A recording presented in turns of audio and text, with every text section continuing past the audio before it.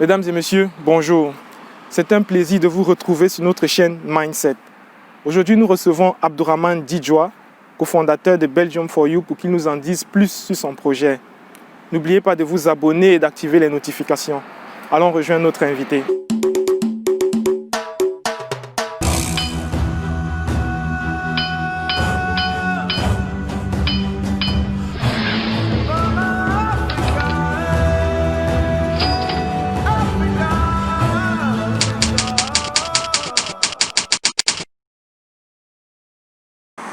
Bonjour Abdou et merci d'avoir accepté notre invitation.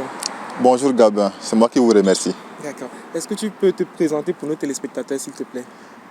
Moi c'est Abdourahmane Didjoa, je suis ingénieur de formation, je vis à Bruxelles et je suis le cofondateur de Belgium for You.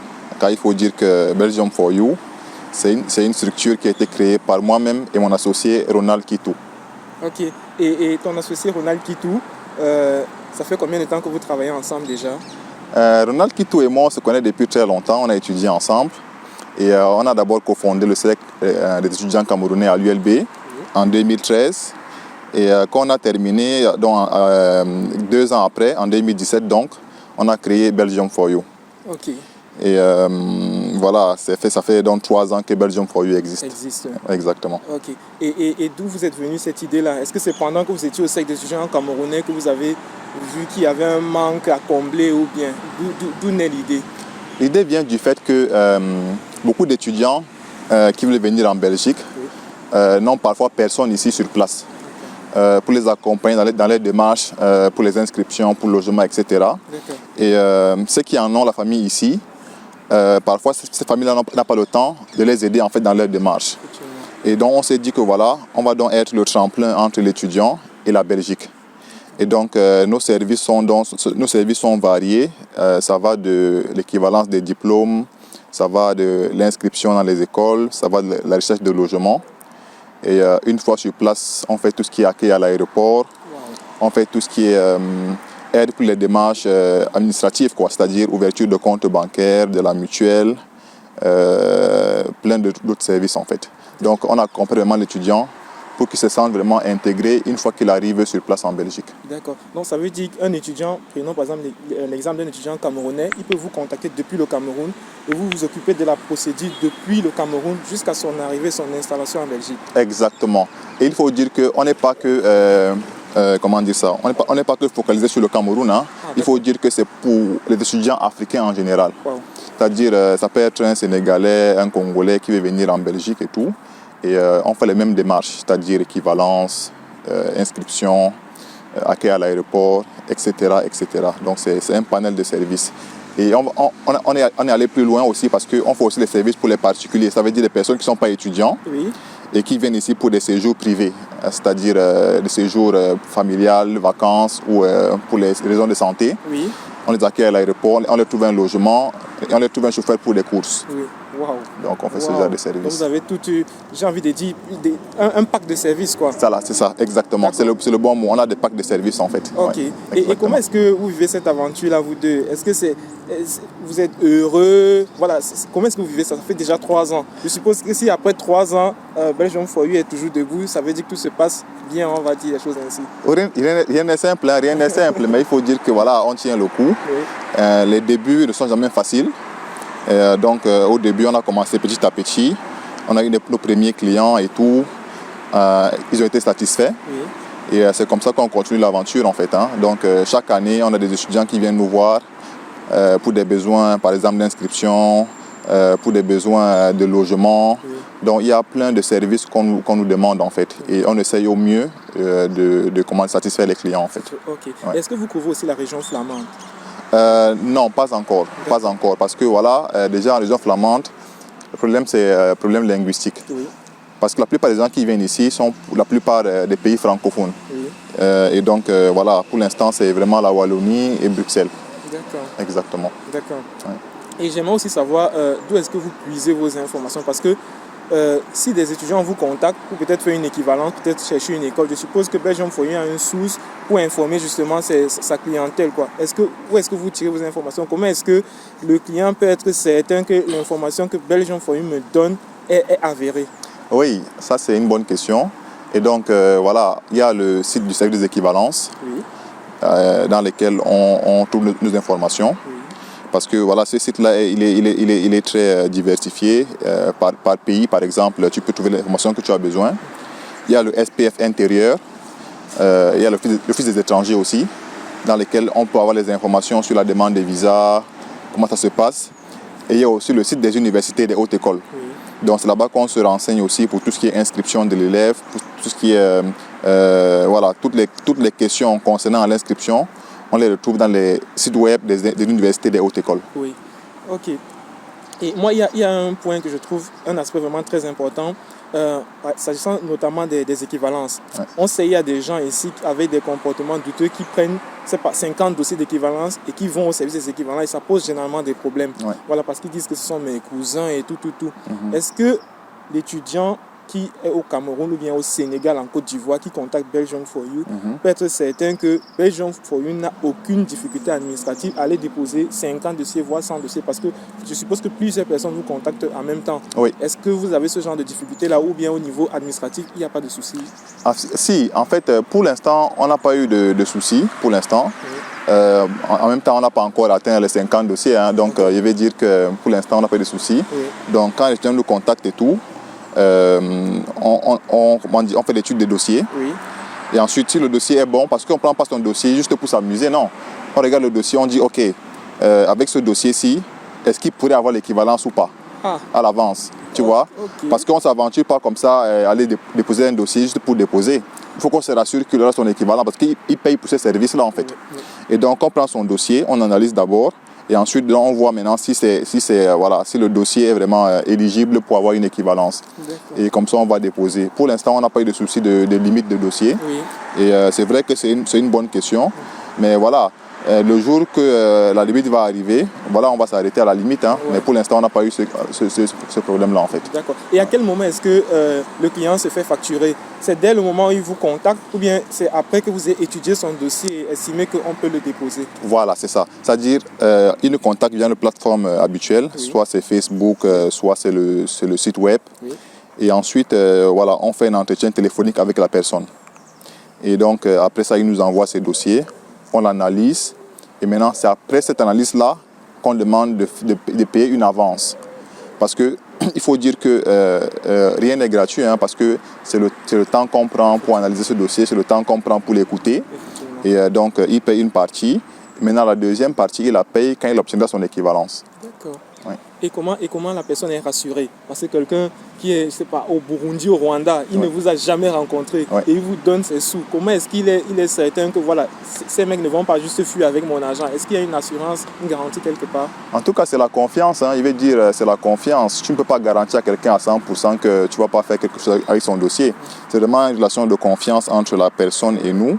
Et de l'autre côté aussi, voilà, on sait que il y a des risques, hein, c'est-à-dire, par exemple, un dossier, un original de diplôme de quelqu'un, oui. On doit s'assurer qu'on le garde bien, parce que si on le perd, on est dans les problèmes. Oui. Donc, on s'assure que vraiment, parce que tout se passe aussi par email, il y a une traçabilité par email, par le site web. Donc, voilà, de ce côté-là, nos clients sont satisfaits en tout cas. D'accord.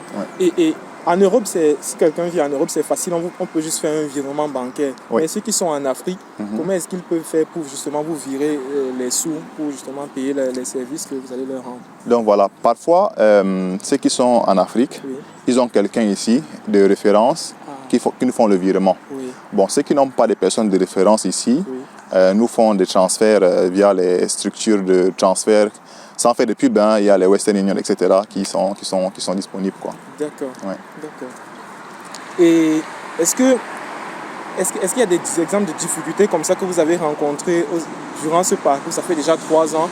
Difficultés peut-être au sein de l'équipe parce que c'est vrai que vous connaissez depuis, mais ce n'est pas toujours évident. Parfois, on ne partage pas le même point de vue. Et peut-être des difficultés avec des clients, peut-être qui ne veulent pas honorer leurs frais. Est-ce que vous avez déjà eu à rencontrer ce genre de difficultés? Est-ce qu'il y a des exemples que vous pouvez partager avec nous?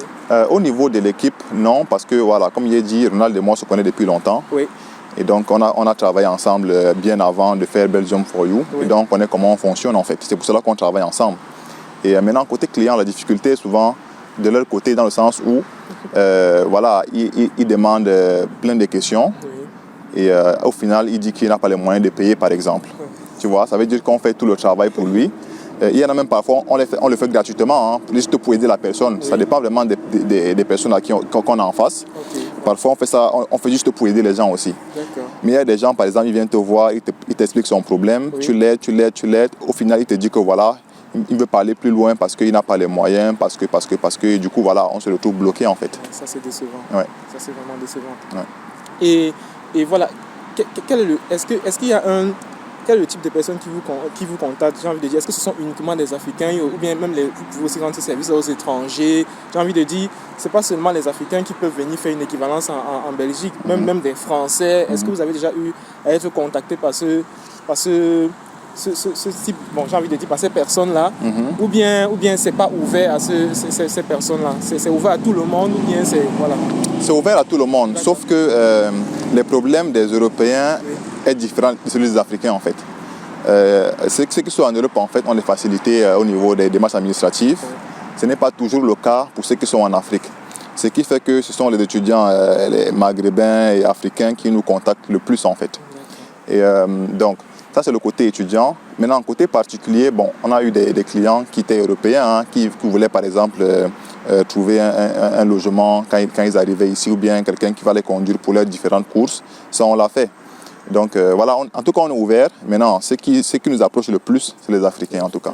Ouais. Ok. Et lorsque tu dis que, oui, parce que c'est vrai que je me suis beaucoup plus attardé sur le côté étudiant, que vous pouvez recevoir d'autres personnes. Par exemple, je peux inviter ma maman pour qu'elle vienne découvrir la Belgique. Oui. Est-ce que vous avez des partenariats avec ces taximens ou bien ces chauffeurs de taxi qui vont s'occuper? C'est quoi, il y a des collaborations entre Belgium for You? Voilà. On a des gens qui ont des voitures personnelles. Oui. Et donc, on les voit directement, on les dit, OK, voilà, il y a telle personne qui arrive et tout. Est-ce que tu peux être disponible pour accompagner cette personne à tel endroit pendant telle période? Et c'est comme ça qu'on négocie, en fait, le contrat avec la personne, quoi. Oui. Donc ça veut dire que si j'invite ma maman ici et que je n'ai pas assez de temps pour lui faire découvrir la Belgique, je peux contacter Belgium for You et vous allez me faire une offre. Voilà. Wow. Exactement. Okay. Exactement. Donc, vraiment, on est là vraiment parce que, comme dit au début, il y a des personnes qui n'ont pas de contact ici en Belgique. Et donc, on est un peu comme le point de contact, en fait, pour les démarches au niveau étudiant, au niveau particulier, en fait. D'accord. Ouais. Et comment ça se passe? Tu as dit tout à l'heure que tu es ingénieur. Oui. Je suppose que ça bouffe déjà, ça consomme déjà assez de temps. Oui. Ça se passe comment entre l'activité professionnelle et le projet en équipe avec le cofondateur, ton associé? Ça se passe. Est-ce que c'est facile? Tu te retrouves facilement ou bien... Oh, rien n'est facile, hein. Rien n'est facile. Mais quand tu aimes ce que tu fais, voilà, tu trouves le temps de t'organiser, quoi. Oui. Je veux dire, on a 24 heures par jour, 8 heures de boulot. Maintenant, le reste, tu peux voir comment tu vas gérer ton temps qui reste, quoi. Et tu peux faire ça le week-end. Mais voilà, c'est pas facile. Mais il faut s'organiser, il faut trouver un temps. Il y a un temps pour chaque chose, en fait. Voilà, c'est comme ça qu'on fonctionne. Mais heureusement aussi, on est deux, donc ça allège un peu les choses. D'accord. Oui. Au début de l'interview, tu as mentionné le cercle des étudiants camerounais. Voilà, vous avez fondé depuis 2013, si je ne me trompe. Exact. Et ça fait quoi aujourd'hui? Déjà, vous étiez juste deux, il y avait d'autres personnes, je crois. On a fait nos recherches, on a vu que vous étiez 4.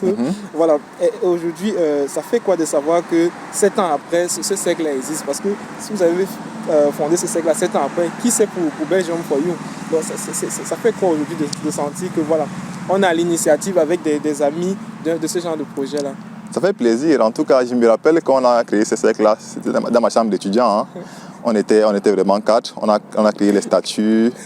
On se voyait tous les week-ends. Oui. On a fait ça ensemble et puis on est parti déposer. Voilà, ça a été accepté. Oui. Et on a commencé petit à petit. Et le but, c'était vraiment de créer un cercle de solidarité entre les Africains pour qu'ils se connaissent, pour qu'ils s'entraident. Et c'était aussi pour... on regardait vraiment à long terme. C'était vraiment pour faire un truc qui va être dans la durée, en fait. Parce que ça ne sert à rien de créer un truc qui va disparaître 1-2 ans après. Et donc, nous sommes vraiment contents aujourd'hui que les choses fonctionnent normalement et que les activités, ça marche bien, quoi. Il veut dire, ça marche bien, les gens sont contents, en fait, du cercle, en fait. Ouais, ouais. En tout cas, pour l'instant, on regarde de l'extérieur. Hein. Bon, on est là, on regarde de l'extérieur, on est plus... Ok, c'est chouette. Ouais. Et voilà, Belgium for You est présent sur quelle plateforme? Facebook, est-ce qu'il y a un compte Facebook, Instagram, un site web? Tu as peut-être un site web? Donc, on a une page Facebook, Belgium for You. On a un site web aussi, belgiumforyou.be. Donc, c'est les deux plateformes que nous utilisons le plus en fait. Et puis, on a un numéro de téléphone aussi. Donc, voilà, il y a contact WhatsApp, Facebook et puis le site web. D'accord. Ouais. D'accord. Et Abdourahmane, est-ce qu'il y a un conseil? Parce que, voilà, Belgium for You, CECA et peut-être même d'autres projets qui sont encore en train d'être confectionnés, si je peux m'exprimer ainsi. Est-ce qu'il y a un conseil que tu pourrais donner aux jeunes, voilà, qui aimeraient entreprendre aussi bien ici en Europe qu'ailleurs en Afrique? Parce qu'on se dit souvent que c'est en Europe que ce qu'il est plus facile d'entreprendre. Est-ce que tu as un conseil que tu pourrais donner comme ça à l'endroit de ces jeunes-là? Entreprendre, il faut juste la volonté. Hein. Je veux dire, il faut juste avoir ton idée. Dès que tu as une idée, voilà, tu te lances, quoi. En fait, il ne faut pas attendre de réunir toutes les conditions pour lancer un projet, en fait, parce que toutes les conditions ne seront jamais réunies, en fait. Genre, tu attends, par exemple, que j'attends avoir 10 000 euros, j'attends avoir ceci ou cela. Non. Quand tu as ton idée et que voilà, tu te lances, et après les choses vont s'agencer d'elles-mêmes. Naturellement, ça va s'agencer d'elles-mêmes, tu vois. Parce que voilà, parfois on se dit que non, je ne suis pas encore prêt, je ne suis pas encore prêt. Mais non, il faut se lancer. Quand tu te lances, c'est quand tu es dans le fait de l'action que tu te débats en fait pour t'en sortir en fait. Mais tant que tu n'es pas dedans, tu es dans ton confort, tu te dis que voilà, machin et tout. Non, il faut se lancer et puis voilà, les choses vont aller d'elles-mêmes, quoi. D'accord. Ouais. Peut-être une question un peu indiscrète. Est-ce qu'il y a d'autres projets sur lesquels tu travailles en ce moment? Que ce soit seul, en solo ou bien en équipe? Oui, tu sais, nous on ne dort pas. Hein, donc, on a un projet qu'on est en train de vouloir lancer. C'est les African Student Awards. Donc, c'est vraiment une cérémonie de récompense des étudiants africains. Donc, parce qu'on a remarqué qu'en fait, il n'y a pas assez de visibilité pour les compétences africaines. Et on ne célèbre pas assez l'excellence africaine. On est plus concentré sur les cérémonies de récompense des artistes ou bien voilà. Mais pour les compétences académiques, il n'y en a pas encore. Et donc on s'est dit, il faudrait qu'on mette en avant ces compétences-là parce que dans tous les domaines, ils existent. Que ce soit en ingénierie, en médecine, dans toutes les filières, les Africains sont compétents. Maintenant, il faut qu'on célèbre ces compétences-là, on les met en avant. Ça pourrait les permettre, d'une part, d'avoir de la visibilité en Belgique. Même pour la recherche d'emploi, ça peut être un avantage. D'avoir une visibilité à l'extérieur ou dans le pays d'origine. Comment dire ça? Un étudiant qui a de la visibilité ici peut avoir un impact dans son pays d'origine. Il peut être sollicité, par exemple, pour retourner. Il peut être sollicité également ici pour travailler. Donc, il y a plusieurs avantages à faire cela.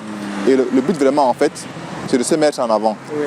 Se mettre en avant et d'encourager également les autres. D'accord. Parce que quand quelqu'un qui est dans des années inférieures va voir que celui-ci a réussi, ça va le motiver, ça va l'encourager et à faire du son mieux, quoi. Effectivement. Et vraiment, on vise aussi de faire ça dans une longue durée, c'est-à-dire il faudrait que nos enfants ils disent que voilà, cette année-ci, je vais être l'African Student of the Year, tu vois.